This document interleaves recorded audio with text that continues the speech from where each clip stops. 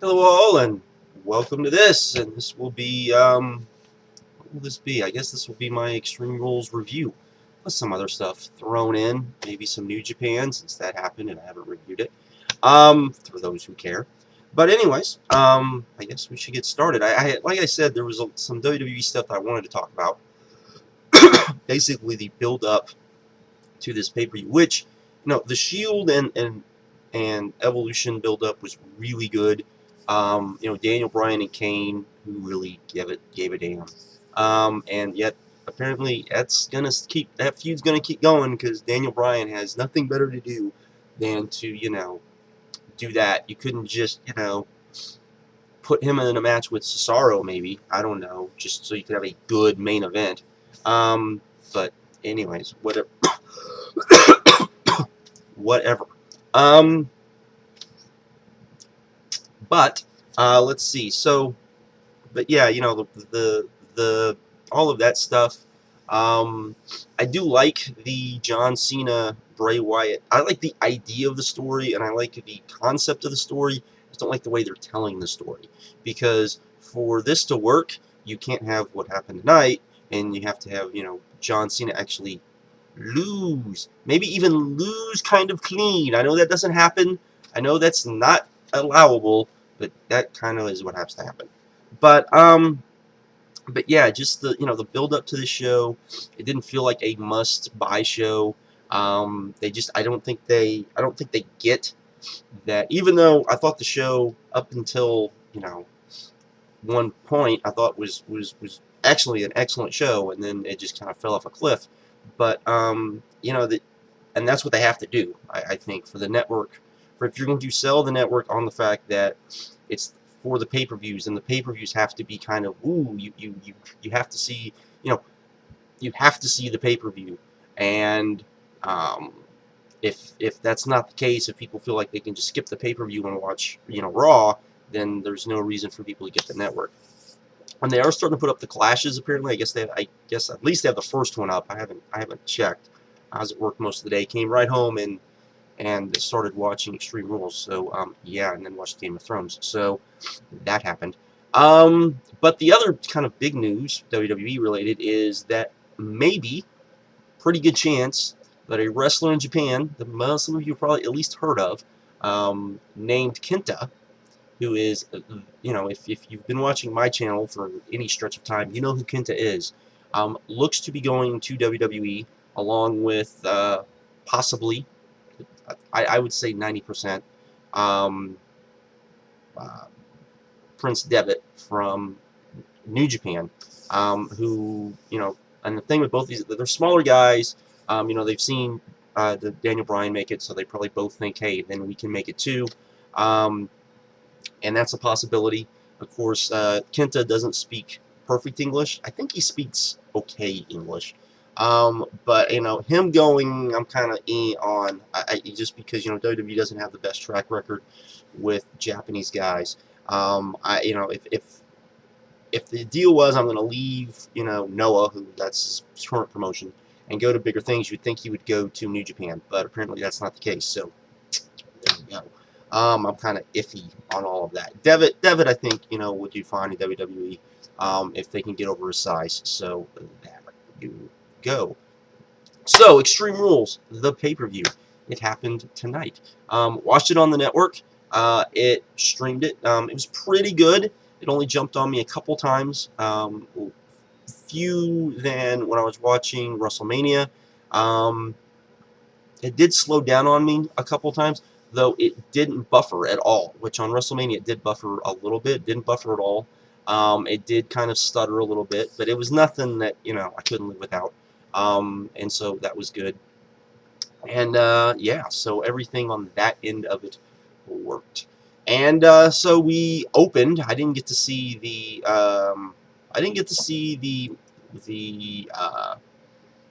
Wii TC TLC match, or the Wii LC match, or whatever they called it. I didn't get to see that. From what I heard, it sounded like it was fun, non-offensive, just fun, and them doing midget spots. So yeah, there was that, or little people spots, I guess.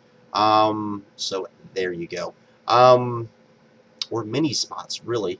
I mean, you have one of the best mini wrestlers. For those of you who don't know, the guy that wrestles as Torito is one of the best mini wrestlers in the world. And because in Japan, or not in Japan, but in Mexico, that's a big deal in Mexico. And and Hornswoggle is supposedly, for what he does, is supposed to be the best, one of the better ones at what he does. So yeah, you wouldn't know that from what WWE does, but so it wouldn't surprise me that the match was good and entertaining and all of that sort of stuff. So yeah. But anyways, the pay-per-view actually started with what they called an elimination rules three-way match, or as I like to call it, a three-way motherfucking dance, because that's what it is. And if you don't think that's what it is, realize exactly how they set this up. They had Rob Van Dam come out. They were calling him the King of Extreme and all this stuff. Then they had Jack Swagger come out, and then they had Cesaro come out. But of course, before Cesaro come out came Paul Heyman. Paul Heyman, did this little spiel about, this was the one time of the year that WWE got it right. This was the convergence of, what did he call it? The tribe of extreme, all of that sort of thing. So yes, this is a three-way motherfucking dance, because that's what they called it in ECW, especially when they did it this way, where it was an elimination rules. I really, really like this match. They did mess up. Jack Swagger got pinned before he was supposed to get pinned, but I don't think it hurt the match that much. It was just the announcers were a little confused, so that happened. But the match itself, I liked a lot. And if you don't think that, and this was very reminiscent of an ECW type match, to the point that Dave Meltzer really didn't like that match as much as me, which and a lot of other people that I know that really liked this match as well. So. But I enjoyed it. I thought it was fairly enjoyable and was a very good opener. So there you go. Then we had Rusev taking on R-Truth and Xavier Woods. This was basically Rusev just destroying R-Truth and Xavier Woods. It's a dud, but it's not like it was horrible or anything. There was nothing to it. Then we had the Intercontinental title match. Big E taking on Bad News Barrett. Anyone that has seen me or follows me on Twitter or anything knows that I'm big on Bad News Barrett. Him and Big E basically they had a good short big man match where they just went out there and hit their moves, and this was really good. I liked it. It always amazes me that people get so down on Bad News Barrett, on Wade Barrett, because I think the guy's got the look. The guy's good on the mic. He's okay in the ring. He's not great in the ring, but he's good enough to where you put him in there. I mean, he was in there with Big E. Big E's Big E's not going to set the world on fire in the ring either. And they went out there with each other, and they had a pretty good match. So I think that says a lot about them both, actually. So there you go. Then we had Evolution for Shield. Oh my God, this match! Go see this match right now. This is if this is my opinion, as that goes off. This is a must-see match, no question. You should see this match. This was great. It's kind of surreal, since the Shield's gotten this, push, you always hear people, talking about Seth Rollins, and all three guys really, and the fact that they're getting these pushes and all of that stuff, and it's kind of crazy when you think of it, because it's just kind of like, wow, this is just crazy, crazy, crazy stuff.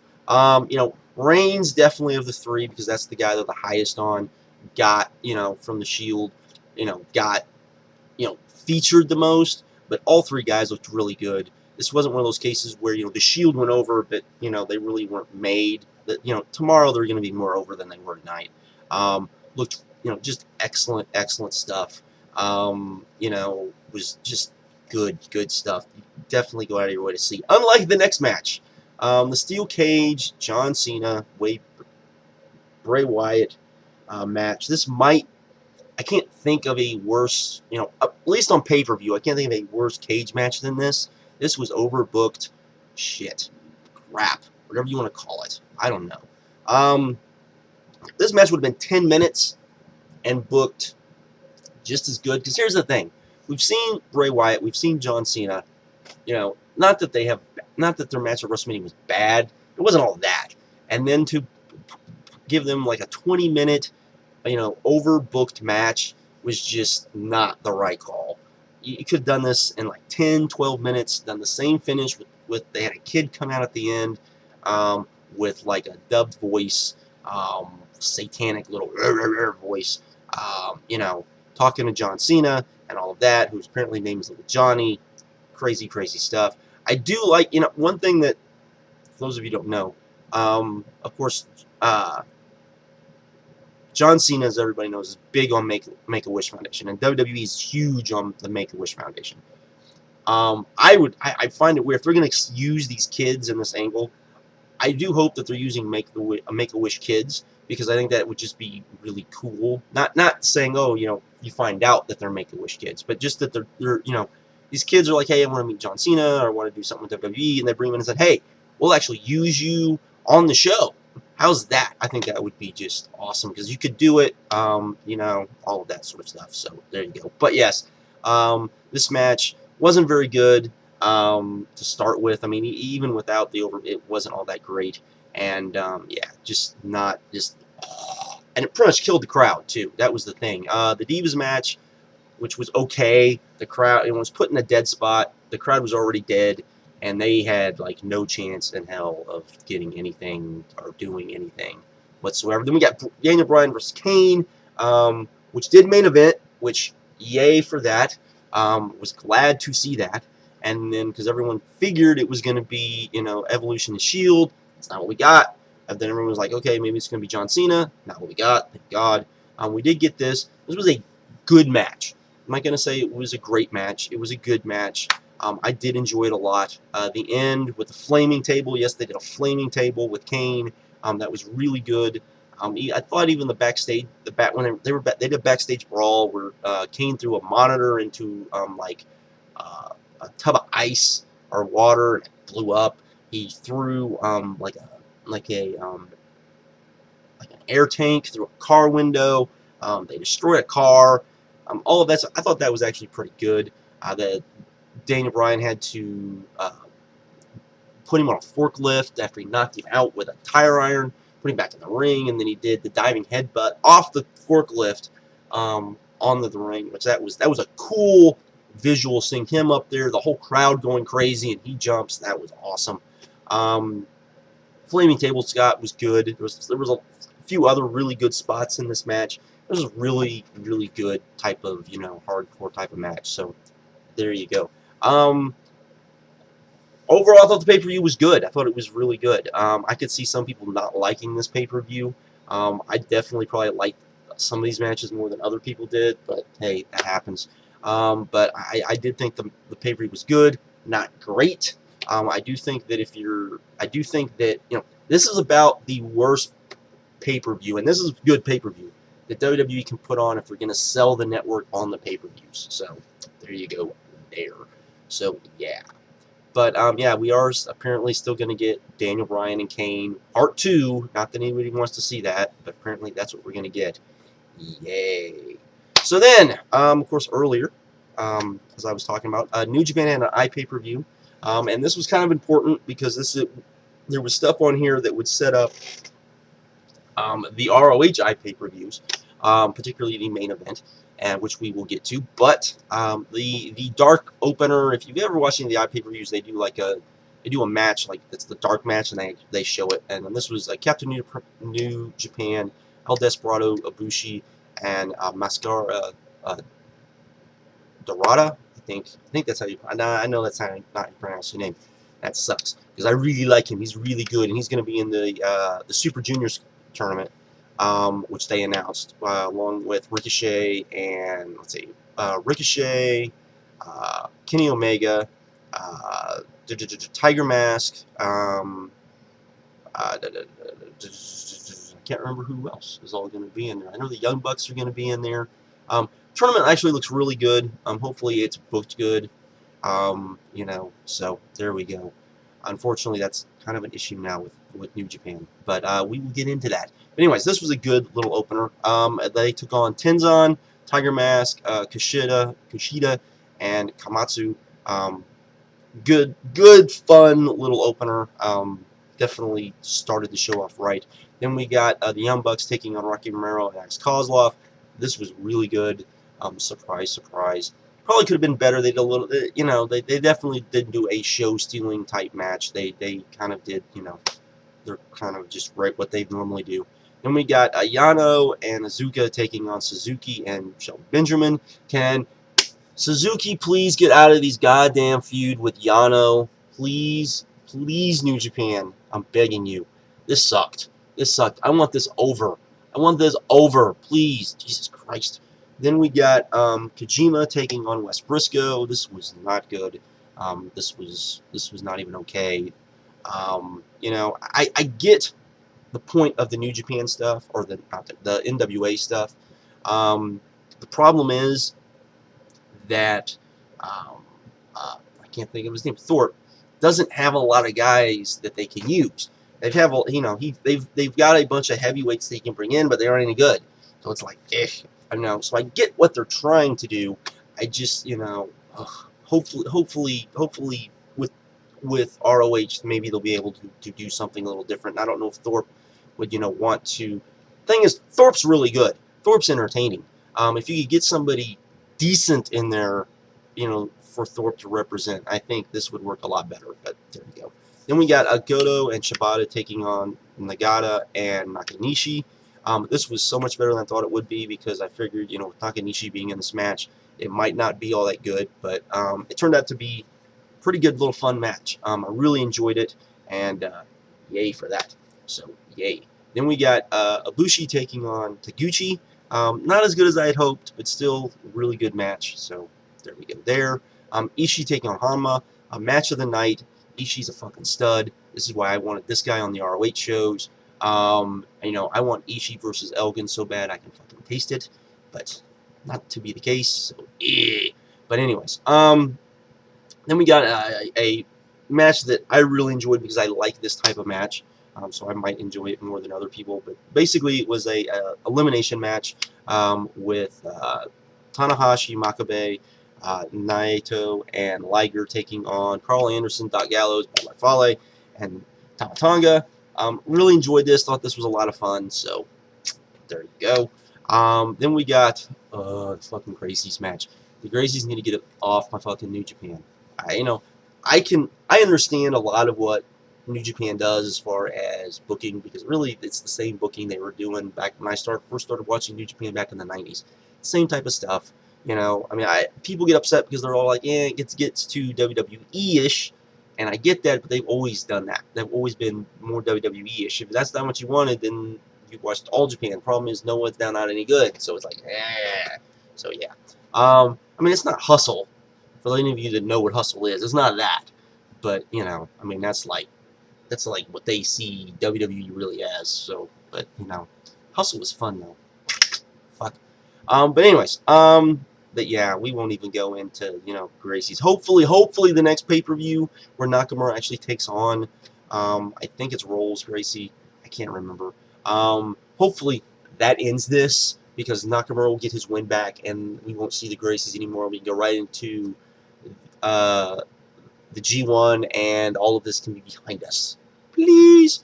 Anyways, then we got AJ Styles taking on Okada. A lot of people were interested about this match because the winner of this would take on Michael Elgin in New York City. And to me, or pretty much anybody that's been paying attention, surprise, AJ Styles won, taking on Okada. New Japan really wants to push AJ because he's pretty much the biggest foreign name they've had, probably since they signed MVP, maybe, and AJ's probably a little bigger name than MVP. So, I think they want to push AJ to attract more people. And but AJ won, so it'll be AJ taking on Michael Elgin for the, I believe, 4th time now. And I understand people aren't happy about that. I get it, but I also kind of understand why we're getting it too. So I'm not as upset about it as a lot of other people are apparently, and apparently that upsets people. But oh well. So apparently we're getting Okada versus Cedric Alexander. That could be a really good match, and I figure that's probably much like the Michael Bennett match, which Tanahashi's having. That's probably maybe a tryout match for Cedric Alexander. So both of those guys do good, given that. Excuse me. Given that they're really, one of the some of the very few really heavyweights, close to heavyweights, that ROH uses. That hopefully those guys might get invites over to New Japan, and then maybe more guys would be willing to come to Ring of Honor because hey, they have it in with New Japan. That's kind of the way I'm looking at it, which I know is different than what everybody else is looking at it, and I get that. Don't have to agree with it, but I get it. So anyways, so there we go. That leads us to what, the Super Juniors, right? Yeah, Super Juniors, which was announced. Which basically, for those of you who don't know what that is, if you remember the J Cup, the J Cup is, well, if you remember the J Cup, that's basically what this is. The Super Juniors basically took over what the J Cup or the yeah, or what was it? Super Juniors stuff. I can't remember now, but let's see if I can find the J Cup stuff or the Super Juniors card. Super Juniors, Super Juniors, Super Juniors, Super Juniors, Super Juniors, Super Juniors, Super Juniors. Oh, maybe I can't find the Super Juniors. Let's see, the Super Juniors.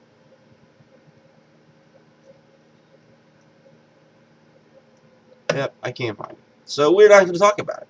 Yay. I just wasted all your time and my time too. Well, maybe I can figure out who everybody is on this one. Let's see. Let's see if we can find the Super Juniors for those of you that care. Probably most of you already know this. Let's see. We've got Liger, Kushida, Ibushi, Mascara, Dorada, Ricochet, Koslov, Takamichi Noku, one of the Young Bucks, Tiger Mask, can't think of his name, El Desperado, Alex Shelley, Kenny Omega, Koslov, Kaduchi, and the other Young Buck. So that will be yeah, that's your stuff. So yeah. Anyways, I guess I'm done. I guess nobody else probably cares what I have to say anymore. So with that, I've talked long enough. Have a good one. Get out of here. Later.